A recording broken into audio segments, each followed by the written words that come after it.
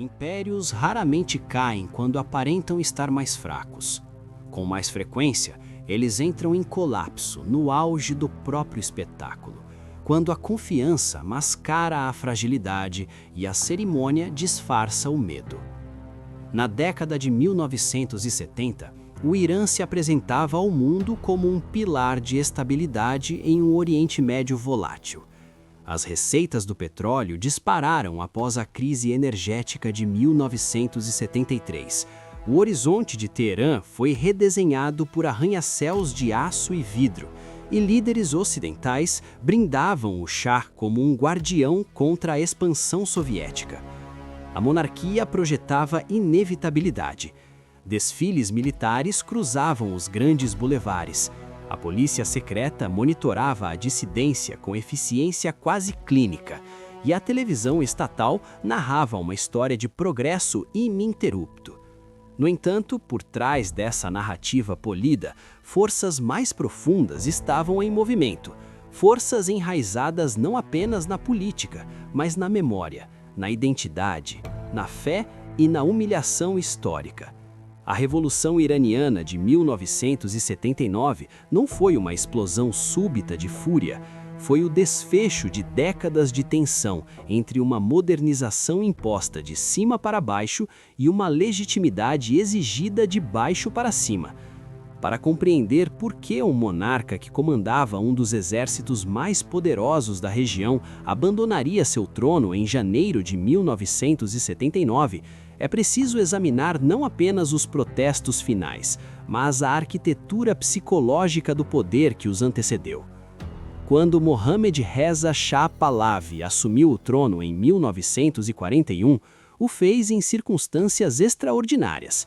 Seu pai, Reza Shah, foi forçado a abdicar durante a Segunda Guerra Mundial, após forças britânicas e soviéticas ocuparem o Irã, temendo a influência do eixo.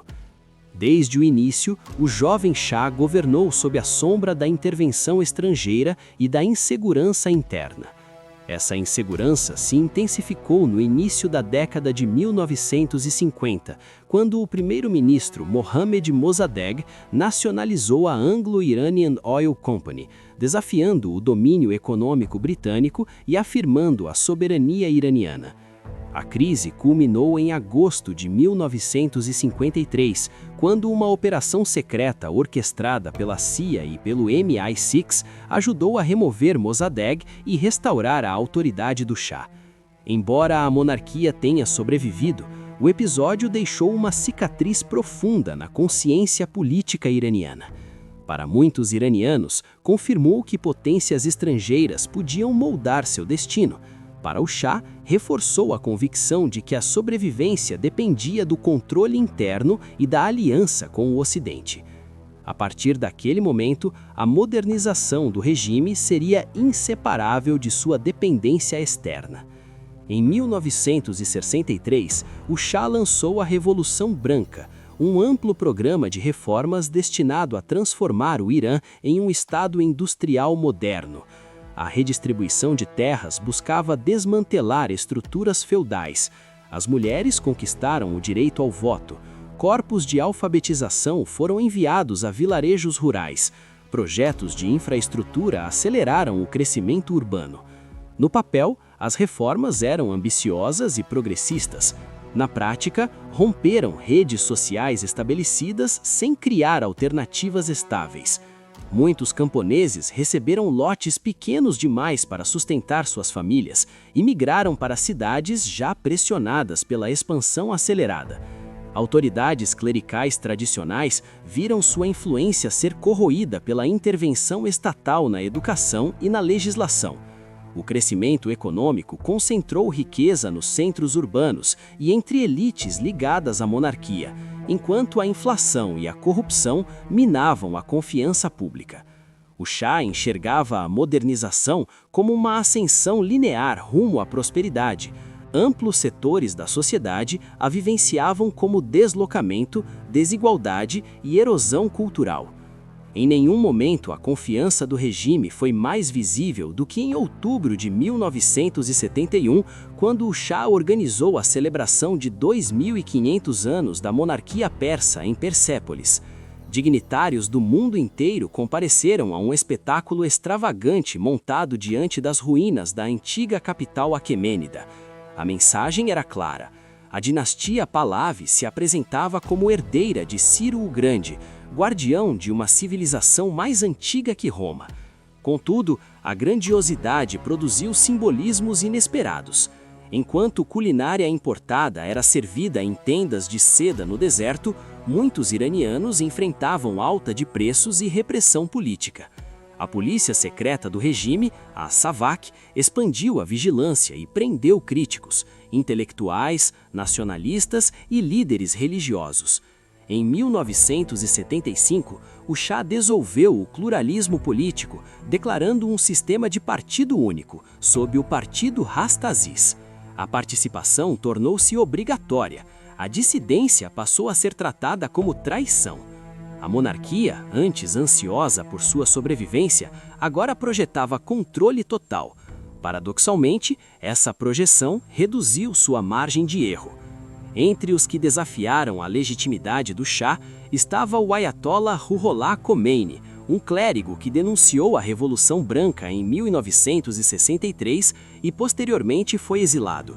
De Najaf, no Iraque, e depois da França, Khomeini articulou uma doutrina que fundia a autoridade política e tutela religiosa, argumentando que, na ausência do imã oculto, um jurista islâmico qualificado deveria guiar o Estado.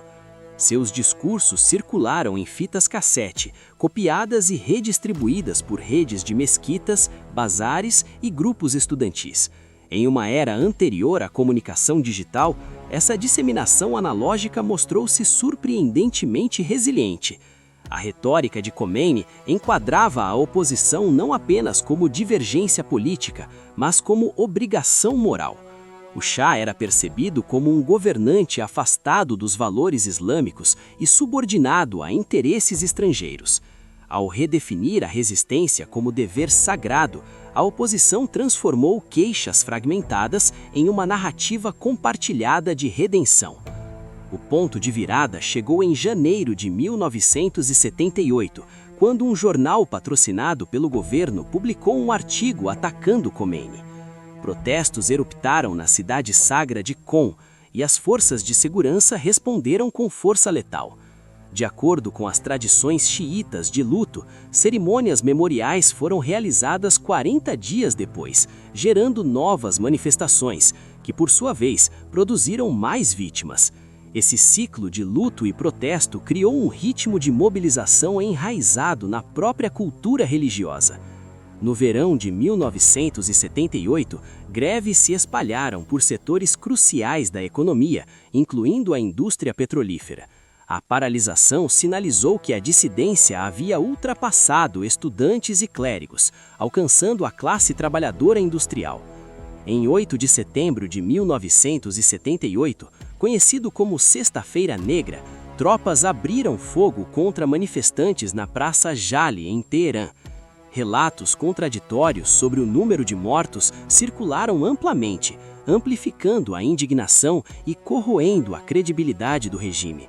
Quando um governo perde o controle da informação, perde também a capacidade de definir a realidade. O rumor se torna mais persuasivo que o comunicado oficial. Ao longo do fim de 1978, o Shah oscilou entre concessão e repressão. Demitiu primeiros ministros, prometeu reformas constitucionais e falou em liberalização, enquanto expandia a lei marcial. Cada gesto parecia reativo, não decisivo. A confiança das elites vacilou. Comandantes militares questionaram a lealdade dentro de suas próprias fileiras. Aliados políticos passaram a calcular alternativas.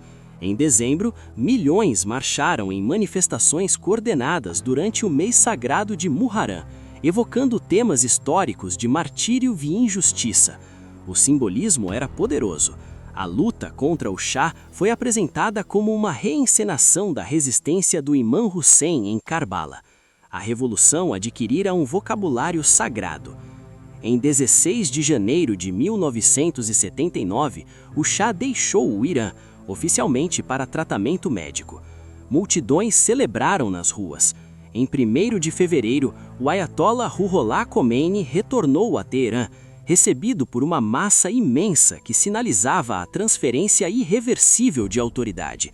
Em poucos dias, a neutralidade militar acelerou o colapso da monarquia. Em 1º de abril de 1979, um referendo nacional declarou o estabelecimento da República Islâmica. Uma nova Constituição, aprovada no final desse ano, institucionalizou a doutrina do Vilayet de Faqih, concedendo ao líder supremo a autoridade máxima sobre o aparato político e militar do Estado. A Revolução substituiu a monarquia hereditária por uma república teocrática, redefinindo a soberania como tutela divina, em vez de continuidade dinástica. Entretanto, a consolidação do poder não foi imediata nem incontestável.